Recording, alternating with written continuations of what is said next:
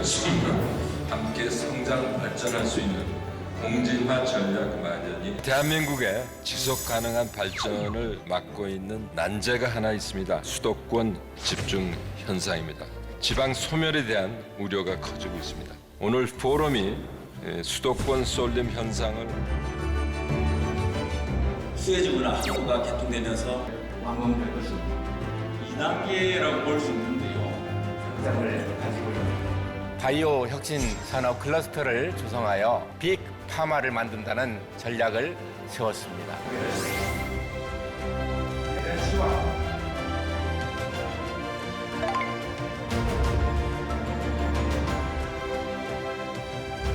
대한민국과 비슷한 수도권 집중화 현상을 경험하고 이를 극복하기 위한 노력을 해온 국가가 바로 프랑스입니다.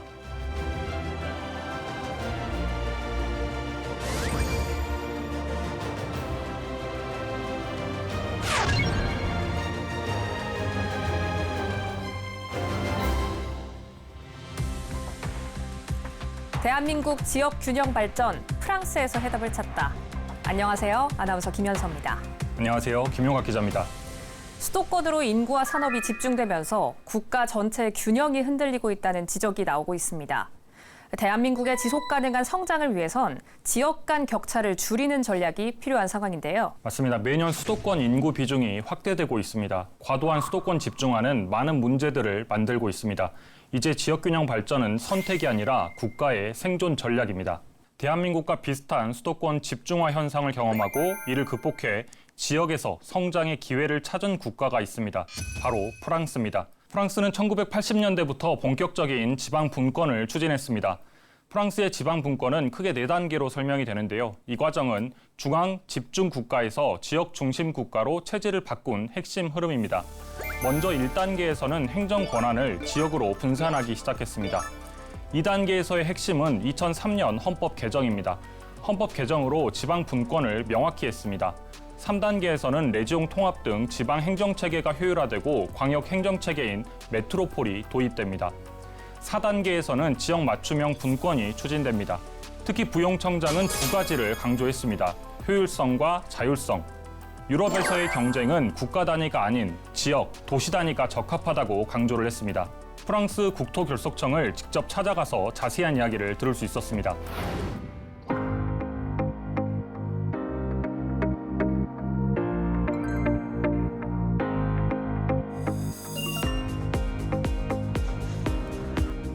프랑스 역시 한때는 모든 권력과 자원이 파리로 집중된 전형적인 중앙 집권 국가였는데요.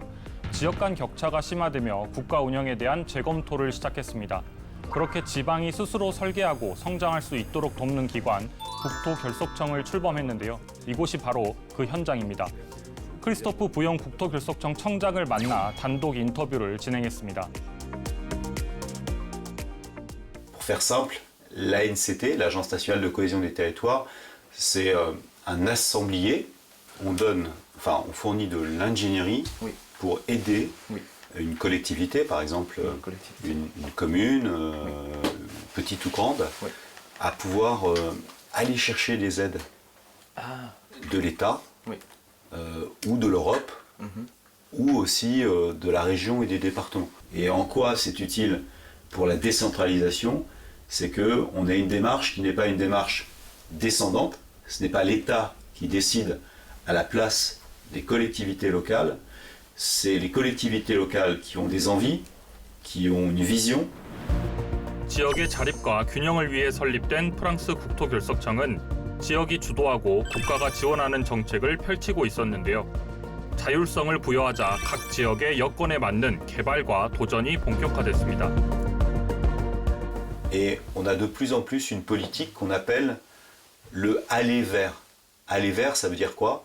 Ça veut dire qu'on va vers les territoires plus petits. Par exemple, pour des musées, on a des expositions dans les territoires plus petits. On crée des lieux culturels un peu différents, notamment ou de formation aussi à l'échelle de tous les territoires.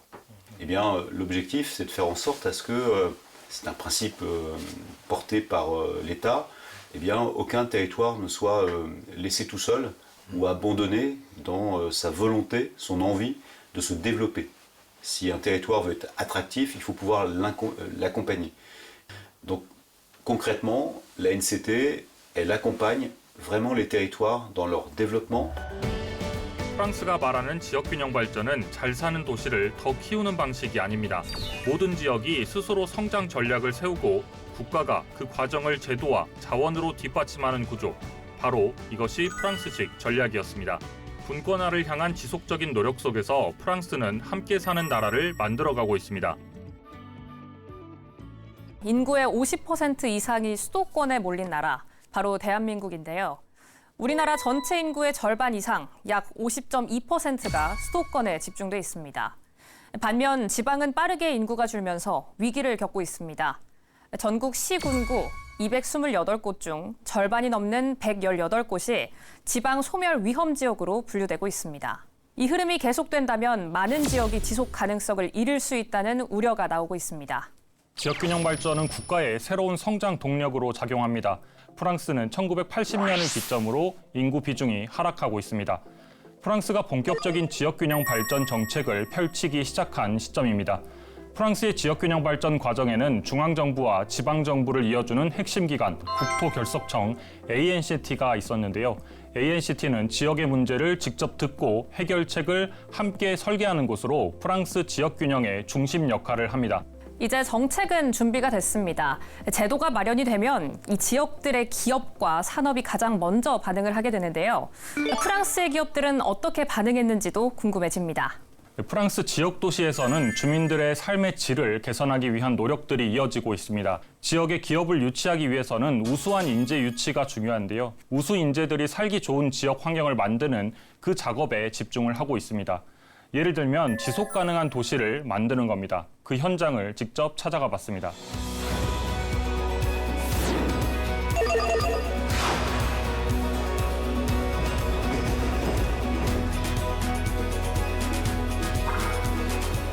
프랑스 남부 알프스 자락의 도시 그르노블을 직접 찾았습니다. 그르노블은 프랑스의 실리콘밸리로 불리기도 하는데요. 지방 분권 정책이 실제 산업 경쟁력으로 연결되는 과정을 현장에서 생생하게 확인할 수 있었습니다. 이곳은 그르노블에 위치한 슈나이더 일렉트릭입니다. 슈나이더 일렉트릭은 그르노블 혁신 생태계의 핵심으로 꼽히는 세계적인 에너지 관리 기업인데요. 대학과 연구기관, 지방정부가 긴밀하게 연결된 그르노블의 환경 속에서 안정적인 기술 연구와 인재 확보에 기반을 마련할 수 있었습니다. Ça, c'est les wind turbines. Je suis en train de stocker de l'énergie dans les batteries. Donc, je peux acheter de l'énergie et la stocker dans les batteries pour l'utiliser probablement en fin de journée quand l'énergie va être plus chère. Management system. 그르노블 도시의 혁신 속에서 슈나이더 일렉트릭은 건물 안에서 필요한 에너지를 자체적으로 생산하고 남는 에너지는 다시 거래하는 새로운 에너지 시스템이 작동하고 있는데요. 이러한 기술은 지속 가능성이라는 가치로 다른 기업과 산업 전반으로 확산되고 있습니다. So IT with big companies that was based in Grenoble as well. So really a very good ecosystem in Grenoble with also research. So we have atomic energy center, for example, not so far. We have universities with research around energy, around IT as well. A lot of startup ecosystem also. So startup and big companies working together on innovation. 유럽의 실리콘밸리로 성장한 그르노블. 프랑스 지역균형 정책의 성과를 단적으로 보여주는 사례입니다. 도시가 혁신의 무대를 만들고 기업은 그 안에서 기술과 산업을 성장시키며 그 성과는 다시 도시와 지역 전체로 확산되고 있습니다. 이번엔 버스를 타고 이동하시네요. 어디로 가시는 건가요? 네, 프랑스 지역균형 발전의 또 다른 핵심으로 꼽히는 곳이죠. 바로 리옹으로 찾아갔습니다. 프랑스 도시 지역 발전 체계를 이끄는 핵심 제도가 바로 메트로폴인데요. 리옹은 메트로폴을 가장 선도적으로 운영하며 대도시와 주변 지역을 하나의 생활권으로 묶어낸 대표적인 성공 모델입니다. 리옹은 한때 산업이 쇠퇴하며 침체를 겪었던 도시입니다. 하지만 도시 재생 사업을 통해 폐산업 지역을 문화와 여가가 어우러진 공간으로 탈바꿈했는데요. 그렇다면 이 같은 변화를 만들어낸 리옹의 핵심 전략은 무엇일까요? Parce qu'aujourd'hui, une des problématiques principales des entreprises, c'est de trouver des personnes compétentes, des talents pour venir travailler chez elles. Et pour attirer des personnes compétentes et des talents, il faut leur offrir un beau cadre de vie. Et à Lyon, avec la transition écologique qui est en place depuis 2020, nous proposons un cadre de vie qui convient davantage aux jeunes et nous travaillons à ce qu'elle soit robuste pour qu'elle puisse résister à tous ces changements qui interviennent avec comme unique focus les habitants et notamment la santé des habitants, la qualité de vie des habitants. 리옹 메트로폴은 도시 재생을 통해 산업의 회복을 넘어 생활 환경 전반의 변화를 이뤄냈습니다. 삶의 질을 중심에 둔 전략은 결국 인재와 기업을 끌어들이는 경쟁력이 되었고 리옹을 지속 가능한 성장 도시로 만들어가고 있습니다. 프랑스 지역균형 발전 전략의 핵심 가운데 하나는 메트로폴입니다. 프랑스에는 약 3만 5천 개의 작은 기초자치단체, 꼬민이 있는데요. 메트로폴은 대도시를 중심으로 주변의 꼬민들을 통합해서 행정과 경제, 주거를 함께 관리하는 광역 행정기구입니다. 그중에서도 리옹 메트로폴은 가장 성공적인 모델로 꼽힙니다. 행정 절차를 통합해서 효율성을 높였고 구도심을 문화와 쇼핑 공간으로 재탄생시키면서 도시 재생에도 성공했습니다. 현재 140만 명이 거주하는 규모의 메트로폴로 성장하며 프랑스 지역균형 발전의 대표 사례로 소개되고 있습니다. 리옹 메트로폴이 이렇게 행정과 권한을 폭넓게 맡고 있다는 점이 참 인상적인데요. 현장에서는 어떤 점을 가장 크게 느끼셨을까요? 네, 광역 행정기구인 메트로폴이 정책을 주도하면서 효율적이면서도 지역에 맞는 변화가 일어나는 현장을 확인할 수 있었습니다. 그렇다면 행정, 산업뿐만 아니라 정작 시민들의 생활 환경은 어떨지도 궁금한데요. 정책 변화가 실제 일상에서 어떻게 체감되는지 현장으로 찾아가 이야기를 들어봤습니다. 파리와 리옹, 각 도시에 사는 커플을 직접 만나서 인터뷰했는데요. 먼저 파리에 사는 커플입니다. Donc le coût de la vie à Paris par mois, si on devait en moyenne un loyer à Paris pour un 2 pièces, on va dire qu'on est autour de 1300-1400 euros. Pour des courses en moyenne par mois, on doit tourner à 400 euros. C'est des logements qui sont assez petits et le loyer est assez cher comparé au salaire qu'on peut avoir, qu'on peut percevoir. Après, effectivement, il y a des aides. Il y a beaucoup d'aides en France de manière générale pour l'accès au logement, pour l'accès à la vie au quotidien, etc. Mais après, pour les logements, ouais, c'est assez compliqué de trouver des logements à Paris. Pour le coût de la vie, les courses sont plus chères à Paris. Le coût des courses. 기회가 많은 만큼 높은 주거비와 생활비 부담을 함께 감당하고 있는데요. 그렇다면 교통 환경은 어떨까요? En voiture, c'est compliqué à Paris de se déplacer parce qu'il y a beaucoup de bouchons, c'est souvent plein de voitures partout, voilà. Et par contre, en métro, c'est plus facile, mais il y a toujours beaucoup de monde dans le métro, sauf horaire de pointe, mais c'est souvent blindé partout dans les transports à Paris. Donc voilà, sauf horaire. 이어서 리옹에 거주하는 커플을 찾아갔습니다. Moi, je suis arrivé ici il y a 8 ans. J'ai choisi Lyon parce que c'était moins cher que Paris. Et surtout, le prix de logement, c'est beaucoup plus abordable que Paris. En tant que couple, c'est toujours le prix, en fait. Le prix est... Il y a beaucoup d'aménagements qui ont été faits, et entre guillemets, par rapport à la taille de l'espace sur lequel ils peuvent travailler. Ils ont pu mettre plus d'argent pour créer des endroits beaucoup plus agréables. À Paris, à part le centre, et après aussi pareil, le temps de transport, même en habitant un petit peu loin du centre-ville à Lyon, on peut quand même arriver plus vite à son lieu de travail et c'est quand même un peu plus efficace. 파리와 달리 리옹에서는 주거 비용의 부담을 낮추면서도 도시의 편의성과 쾌적함을 누릴 수 있었는데요. 그렇다면 문화적 여건은 어떨까요? Il y a beaucoup d'infrastructures qui proposent une culture assez diverse à Lyon pour plusieurs types de générations. Il y a une grosse culture dans le quartier de Vieux-Lyon et de la Croix-Rousse du café-théâtre. Donc c'est assez répandu aussi. 주거와 교통, 문화까지 리옹은 일상의 만족도를 높이는 선택으로 파리와는 다른 경쟁력을 만들어가고 있습니다.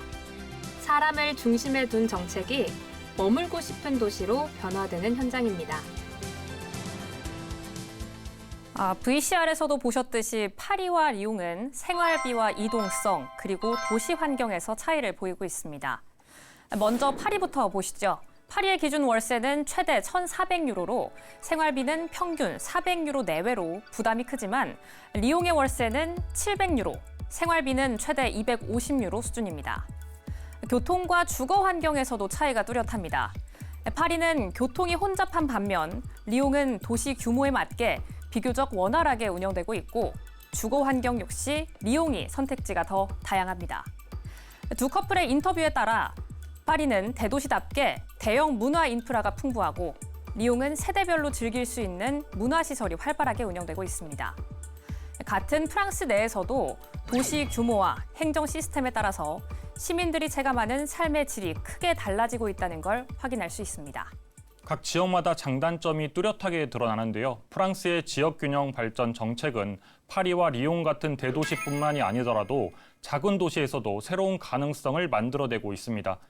이번엔 파리 인근의 소도시 바홍땅을 소개해드리겠습니다. 파리를 벗어나 인근 소도시 바홍땅으로 향합니다. 프랑스는 도시간 이동이 쉽도록 철도망이 잘 갖춰져 있어서 인근 지역은 편리하게 이동을 할 수 있었는데요. 과거 재직, 방직 산업이 발달했던 바홍땅은 최근 교통의 이점을 활용해서 새로운 도시로 변화하고 있습니다.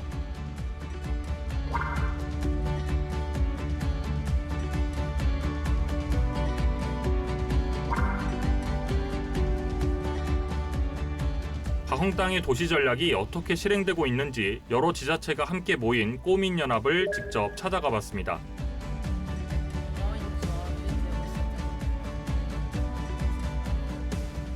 바홍땅은 전형적인 농촌 도시였지만 대도시와 가까운 입지 그리고 대규모 상업지구를 활용해 새로운 도시로 전환하고 있었습니다. C'est l'arrivée du bus. Le fait qu'avant, il n'y avait pas du tout de transport en commun sur le territoire. Là, avec l'arrivée du bus, ça a vraiment changé la vie des gens. Alors, sur les infrastructures, l'avenir, ce sera vraiment sur les voies cyclables et les voies douces, donc celles qui peuvent être utilisées pour marcher. On est marqué par un territoire rural avec beaucoup d'agriculture, mais on est aussi proche de grandes villes. Et on a la particularité d'avoir une des plus grandes zones commerciales de Normandie, avec plus de 200 magasins différents. Et donc on tire le profit de cette activité économique pour pouvoir créer de nouveaux services et notamment des revenus fiscaux et donc notamment pouvoir créer des transports en commun que nous n'avons pas préalablement.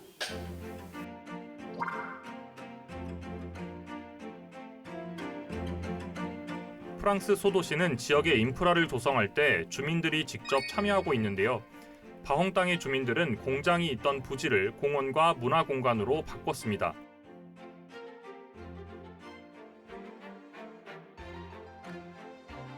이곳은 지역의 설계와 주민들의 참여로 재탄생한 공원입니다. 버려졌던 산업 공간이 도시의 쉼터가 되었는데요. 이는 작은 소도시도 고립되지 않도록 적극적으로 지원하는 프랑스 지역균형 정책의 성과입니다. 날마다 찾아오는 주민들을 만날 수 있었습니다. J'étais venu avant que ça ait changé. Et ouais, ça a carrément changé. Je ne m'attendais pas à ce que ce soit comme ça, parce qu'avant, je crois que c'était un peu beaucoup d'herbe et il n'y avait rien de plus, quoi. Tu vois, je suis bien content d'avoir ça. C'est cool. Plutôt, c'était laissé à l'abandon, il n'y avait plus grand chose, plus beaucoup de vie. Et c'est vrai qu'avoir le grand parc ici, ça permet de ramener un peu de vie dans ce coin de la ville, Barentin, et c'est hyper cool. Là-bas, il y a l'amphithéâtre, donc ça permet de pouvoir organiser des événements culturels. 산업의 흔적만 남아있던 공간이 도시 재생을 통해 모두를 위한 공원이 되었는데요. 바홍땅의 변화는 도시 재생이 삶을 어떻게 바꾸는지를 보여주고 있습니다.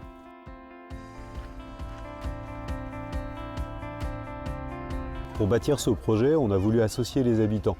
On les a fait réfléchir avec nous. On a pris du temps, on a pris plusieurs mois pour créer des ateliers avec eux, leur expliquer comment on fait un parc et on les a fait construire 2 projets alternatifs, 2 schémas paysagers et ils ont eu ensuite à voter. On a fait une sorte de référendum à l'échelle de la commune où ils ont pu départager les 2 projets, choisir lequel leur plaisait le plus.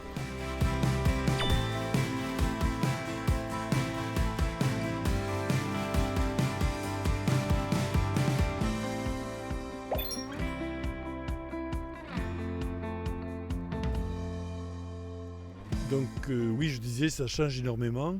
Grâce à cette politique locale et grâce à la volonté par exemple du maire et de tout ce qui a été fait, vous voyez, vous allez découvrir un parc qui est magnifique. Je suis venu moi avec mes enfants, avec mes petits-enfants il y a 3 jours. 다음 땅의 변화는 단순한 도시 재생을 넘어 지역이 스스로 미래를 설계하고 성장할 수 있다는 가능성을 보여주고 있는데요.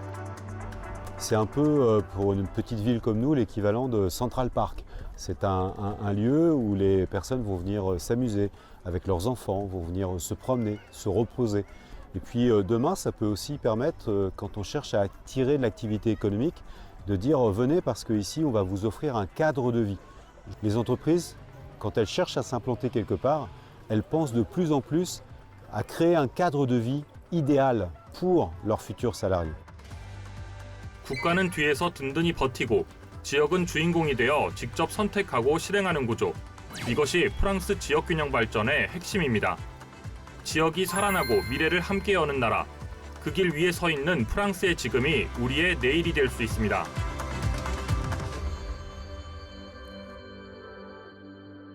네, 파리의 분권, 리옹의 혁신, 그리고 바헝 땅의 도전까지 프랑스의 균형 발전은 거대한 국가 프로젝트이기 이전에 사람이 머물고 싶은 도시를 만드는 작은 변화에서 시작되고 있었습니다. 기자님은 이번에 취재하면서 좀 어떠셨나요? 네, 한국의 지방 도시들이 프랑스처럼 바뀐다면 한국 지방 도시에 살아보고 싶다는 생각이 들게 됐습니다. 프랑스는 1980년대부터 시작한 지역균형 발전을 지금까지도 지속하고 있습니다. 그 결과 지역에서 성장의 기회를 찾았습니다. 대한민국의 미래 성장 동력도 지역에서 찾을 수 있지 않을까 생각해 봅니다. 수도와 지역이 함께 성장하는 나라, 혁신과 삶이 공존하는 도시. 한국 역시 성장의 축을 서울 중심이 아닌 전국의 가능성으로 확장할 때입니다. 대한민국 지역균형 발전, 프랑스에서 해답을 찾다. 여기서 인사드립니다.